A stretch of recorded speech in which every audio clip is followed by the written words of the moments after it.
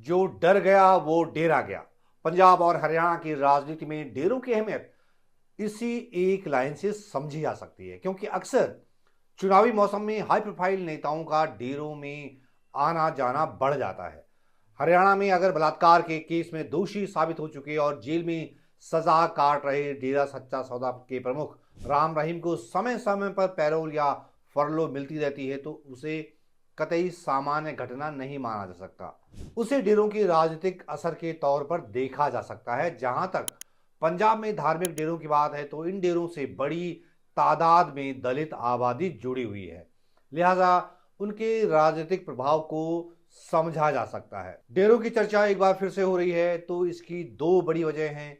एक तो गणतंत्र दिवस समारोह से पहले पंजाब के जालंधर स्थित डेरा सचखंड बल्ला प्रमुख संत निरंजन दास को पद्मश्री देने की घोषणा है, और दूसरी बड़ी खबर यह है कि 1 फरवरी को गुरु रविदास की 649वीं जयंती के मौके पर खुद प्रधानमंत्री नरेंद्र मोदी डेरा सचखंड बल्ला जाने वाले हैं। अब तक जो कार्यक्रम तय है उसके मुताबिक प्रधानमंत्री नरेंद्र मोदी सुबह संसद में बजट सत्र में भाग लेने के बाद शाम 4 बजे डेरा सचखंड बल्ला डेरा पहुंचेंगे।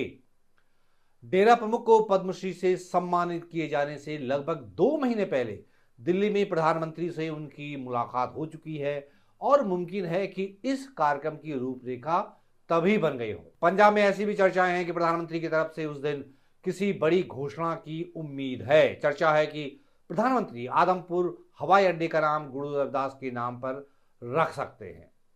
प्रधानमंत्री के दौरे और डेरा प्रमुख को पद्मश्री दिए जाने, इन दोनों डेवलपमेंट के राजनीतिक मायने समझने से पहले यह जानना जरूरी है कि डेरा सचखंड बल्ला की अहमियत क्या है। जालंधर के पास स्थित डेरा सचखंड बल्ला सबसे बड़ा और सबसे प्रभावशाली रविदासिया संस्थान है। ऐसा अनुमान है कि इस डेरे के अनुयायियों की संख्या दुनिया भर में 20 लाख से ज्यादा है, जिनमें से लगभग 15 लाख अनुयायी तो पंजाब में ही हैं, और इनमें से ज्यादातर दोआबा क्षेत्र में हैं। 2011 की जनगणना के अनुसार पंजाब के दोआबा क्षेत्र के 4 जिलों जालंधर, होशियारपुर, कपूरथला और नवाज शहर में दलित आबादी लगभग 37% है। इनमें से करीब 61% लोग खुद को रविदासिया मानते हैं, जिससे यह समुदाय क्षेत्र की कम से कम 23 विधानसभा सीटों और 2 लोकसभा सीटों में निर्णायक भूमिका निभाता रहा है। रिपोर्ट बता रही है कि रविदासिया समुदाय के अधिकांश लोग दलित और सिख हैं। इनमें से अच्छी खासी संख्या में हिंदू भी हैं। वैसे इस डेरे की खास बात यह है कि इसके मिजाज से यह पता नहीं चलता है कि इसका समर्थक वर्ग का रुझान किस राजनीतिक पार्टी की तरफ है।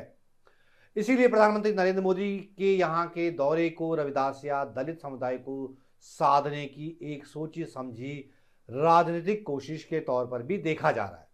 वैसे भी बीजेपी पंजाब में राजनीतिक जमीन की तलाश में है। पंजाब की राजनीति में शिरोमणि अकाली दल बीजेपी के बड़े भाई की तरह भूमिका में रहा है, लेकिन रद्द हो चुके 3 कृषि कानूनों को लेकर अकाली दल की बीजेपी से ठन गई थी, और दोनों में अलगाव के बाद बीजेपी पंजाब में राजनीतिक जमीन तलाशने के लिए जूझ रही है। इसीलिए प्रधानमंत्री नरेंद्र मोदी का रविदास जयंती के दिन डेरा जाने का कार्यक्रम ऐसे समूह से दोबारा जुड़ने की कोशिश का संकेत है, जिसकी आस्था, पहचान और संख्या असाधारण रूप से एक दूसरे से जुड़ी हुई है। पंजाब में वैसे भी देश में अनुसूचित जाति की आबादी का सबसे बड़ा अनुपात है, जो राज्य की कुल जनसंख्या का लगभग 32% है। इस डेमोग्राफी के भीतर रविदासिया समुदाय एक बड़ा और महत्वपूर्ण समूह माना जाता है, खासकर दोआबा क्षेत्र में, जिसे लंबे समय से राज्य में दलित राजनीति का सेंटर माना जाता रहा है। राजनीतिक दृष्टि से डेरा सचखंड बल्ला की सबसे बड़ी खासियत उसकी माने जाने वाली तटस्थता है। तमाम दलों के नेताओं द्वारा दशकों से चुनाव से पहले किए जाते रहे दौरों के बावजूद डेरा ने कभी भी औपचारिक रूप से किसी पार्टी या गठबंधन का समर्थन नहीं किया।